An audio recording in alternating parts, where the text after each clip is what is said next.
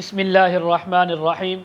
خواب میں سورۃ الروم کی تلاوت کرنا، خواب میں سورۃ الروم کی تلاوت کرتے ہوئے کسی اور کو دیکھنا، خواب میں سورۃ الروم کی تلاوت کا سننا، ان تمام باتوں کی تعبیریں آج اس ویڈیو میں بیان ہوں گی۔ ویڈیو کو آپ نے مکمل دیکھنا ہے، ہمارے چینل کو سبسکرائب کرنا ہے۔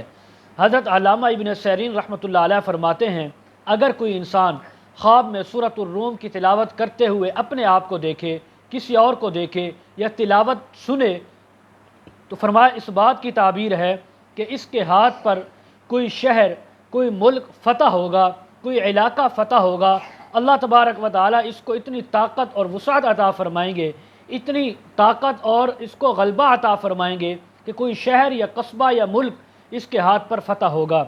حضرت ابراہیم کرمانی رحمۃ اللہ علیہ فرماتے ہیں، خواب میں سورۃ الروم کی تلاوت کرنا، سننا یا کرتے ہوئے کسی کو دیکھنا اس بات کی تعبیر ہے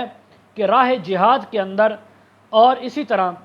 غزوات کے اندر، یعنی